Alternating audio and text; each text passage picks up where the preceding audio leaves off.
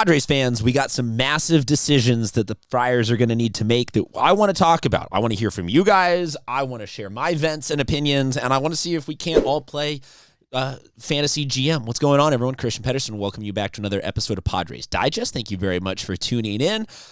If there are any of you left still watching this, I assume you fall into one of three categories. You are either self-loathingly hate watching because the Padres have left a wound in you.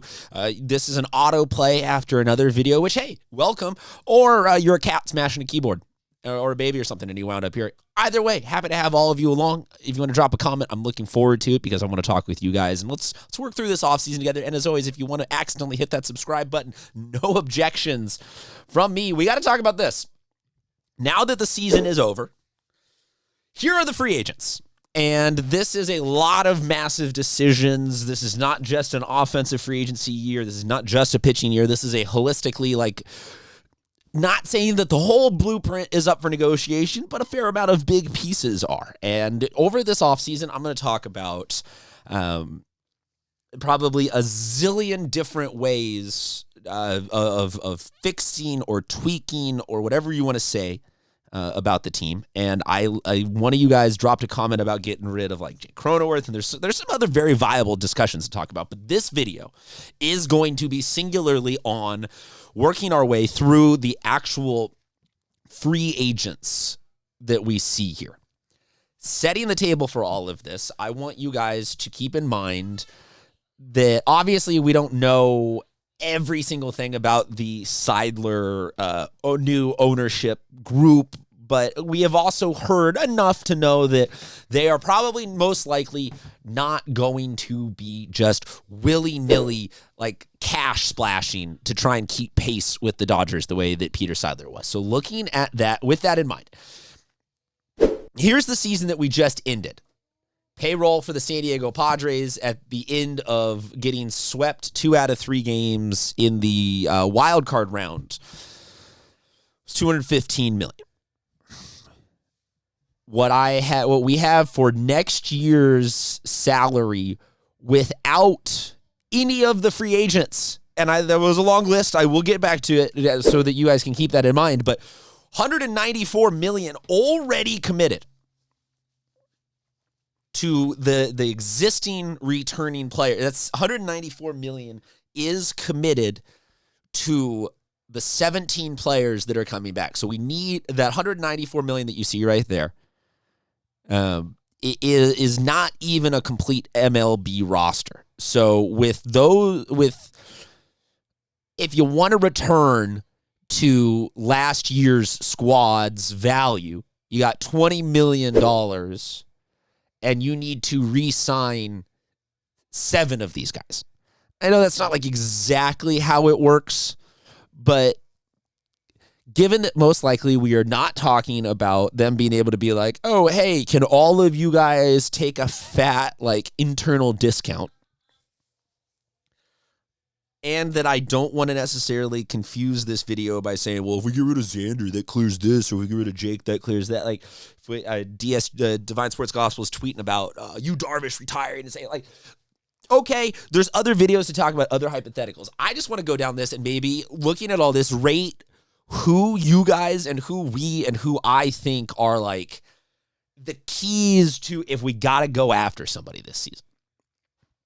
I would say up until about 10 days ago, I'll shotgun down the list for you, and I will move myself into position so you can see my arms wildly reacting to some of these people.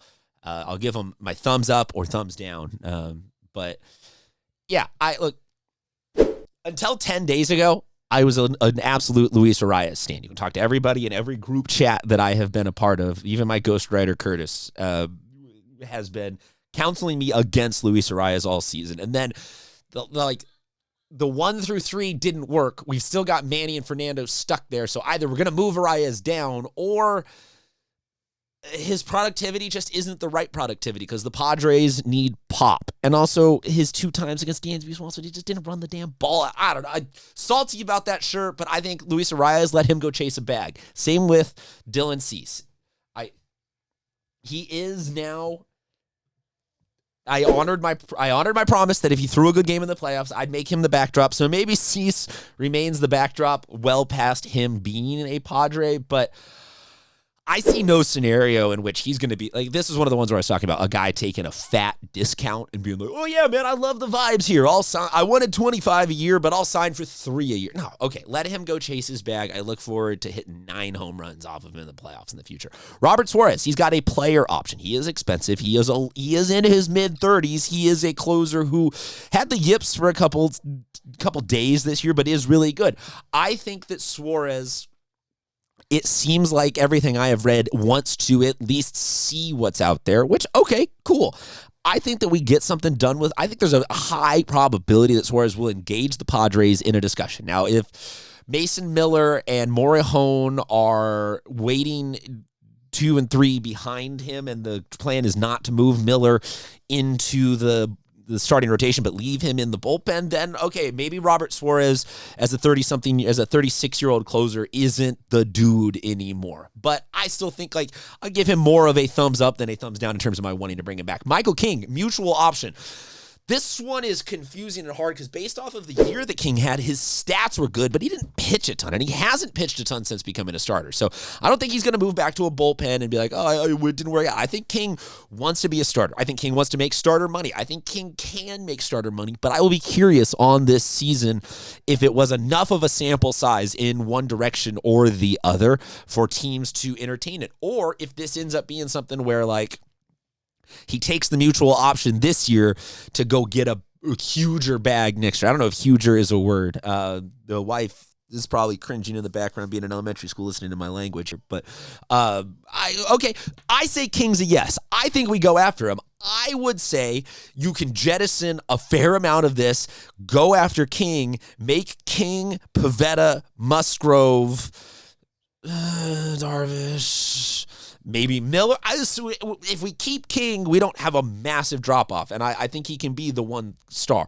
Wandy Peralta is the next number down.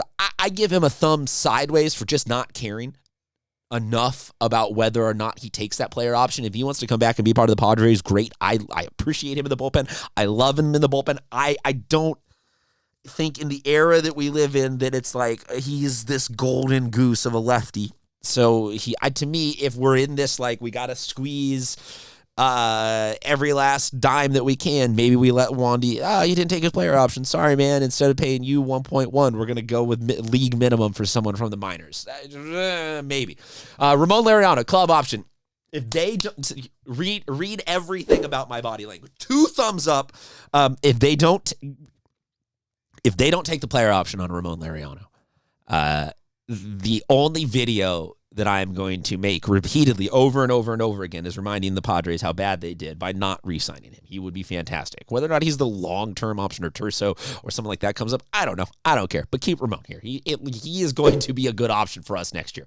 Elias Diaz, mutual option, jetting him into the sun. Unless Nick Pivetta absolutely needs him, I think you tip your hat. You say, thank you very much for coming here. We did not expect to land Freddie Fermin. Freddie Fermin's a dog. A dog. And we can put Campusano or Salas or somebody behind him, and we will be okay. Ryan O'Hearn. I thought that Ryan O'Hearn was going to be the piece in that deal with the Orioles. It ended up being Laureano. Hear me out, though. I kind of think that we can clear out some space at first with letting Arraez go and putting Sheets in more of a DH spot and let O'Hearn just have first base. Now, O'Hearn's probably going to want good, big money. And I understand that, like I said at the top of this video, the Padres might not have good, big money, but I give him the thumbs up of let's go after him. Jose Iglesias, love him, appreciate him. I think that he's now had one really good year and one very appropriate year in the last 2 years, so I have no idea what he wants money-wise. But if we can keep him around for a couple of years as our utility guy, great, fantastic. He gets a thumbs down for me in terms of like have to go after. Nestor Cortez. The only thing cool about Nestor Cortez at this point is if you got the chance to get a Nestor Padres jersey, that's a very cool vintage item that can start some conversations at a bar for the next 20 years. But other than that, I see no interest in bringing him back. There you go. Those are all the free agents. Let me know what you think. Drop a comment. Hit the subscribe. We got a ton to talk about this offseason. This is just a table setter. I want to hear from you guys where you would go with if you were playing fantasy GM in this. Until next time, talk to you guys soon.